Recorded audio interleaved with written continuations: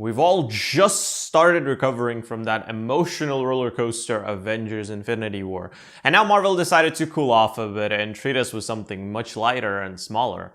Ant-Man and the Wasp is a follow-up to the 2015 Ant-Man, which I thought was a fairly decent, fun film, even despite the whole Edgar Wright drama that went down behind the scenes. The sequel, as the title suggests, introduces Scott Lang's sidekick/romantic interest, who was heavily foreshadowed in the first film, and that is the Wasp, played by Evangeline Lilly. After the events of Civil War, Scott Lang is on house arrest, and to pass the time, he plays video games, bonds with his daughter, but when Hank Pym calls for help, or dare I say, demands help, Scott teams up with Hope Van Dyne, and together they have to save the day from what feels like every villain in San Francisco as Ant-Man and the Wasp. Right off the bat, I can tell you that I enjoyed my time with this film almost in the same way I liked the first movie. It's harmless, light, and really doesn't have a ton of impact in the context of the MCU. After I walked out of the screening, my first thought was that it basically felt like 3 episodes of a comedy TV show which were stretched to a 2-hour-long special and then given a blockbuster budget. And that's what I also think drags the film down. This movie is basically like a hyperactive kid with ADD who got stuck in traffic in his mom's car with nothing else to do other than create random stories. What I appreciated in the first Ant-Man was the simplicity of the plot. The movie knew exactly what it is, a smaller solo Marvel story focused on the origin of this one likable criminal. Now looking at Ant-Man and the Wasp, we have a completely different situation. Not only did the writers add a new lead character, but also stuffed the film with a lot of thinly connected subplots, which sadly don't feel very developed or well written. It feels like, instead of the grounded approach of the first movie, they decided that the Marvel grandeur would be appropriate for a bigger sequel, and decided to just throw different ideas at the wall in hopes of something sticking. Now that's a method that could have worked, for example, in Civil War or Infinity War, but doesn't necessarily translate well to other smaller scale MCU films. That being said, the cast and the humor still do a terrific job of keeping everything entertaining for both Marvel fans and average moviegoers.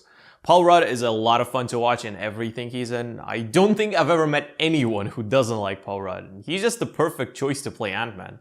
He's quirky, charismatic, but in this film, he sort of gets sidelined by the Wasp, played by Evangeline Lilly, who's absolutely amazing in this role. She gets the most fleshed out character, her chemistry with Ant-Man is great to say the least, and the only times I felt a tiny bit emotional were during her scenes with her father Hank Pym, played once again by Michael Douglas, and her mother, the original Wasp, Janet Van Dyne, played by Michelle Pfeiffer. Those two are actually who I like the most in the film. Michael Douglas is superb just as he was in the first film, and Michelle Pfeiffer actually got a role that's more than a cameo, so I appreciate that. They have a sweet dynamic together, and the subplot involving the journey to the quantum realm is arguably the best one in the film. I don't think it's gonna come to you as a surprise that the ever-present villain problem is back, because here we actually have 2 of them, but none of them really get a ton of character development. Ghost, played by Hannah John-Kamen, is an interesting one, but unfortunately, due to the amount of other different subplots, we don't really get a whole lot of time with her. That's why I couldn't sympathize with her, as we don't know a whole ton of information about her other than the backstory we learned from that exposition scene in the middle of the movie.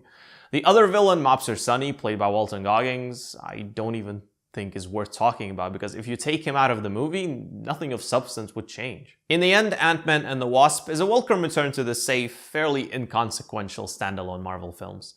It's fun to watch, it's well paced, and the charismatic performance is really elevated, but I think the movie needed a bit more development time to be fully fleshed out.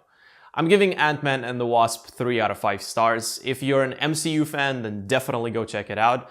But if you just want to go watch something at the cinema, I feel like there are better options out there right now. That's it from me, thanks for watching. At this point, I'm pretty sure a lot of you have already seen Ant-Man and the Wasp, so let me know down in the comments below what you thought of it. I'm really curious to know what your reaction was to this film, especially after the colossal mega event that was Infinity War, and now this, it feels a bit underwhelming, at least to me, but let me know what you thought of it. Next time I'm going to be talking about a Korean film called Burning, which I'm very, very excited to discuss. If you haven't subscribed yet, then please hit subscribe and also hit the bell to not miss any of my future videos. Until then, have a wonderful day, and I'll see you next time.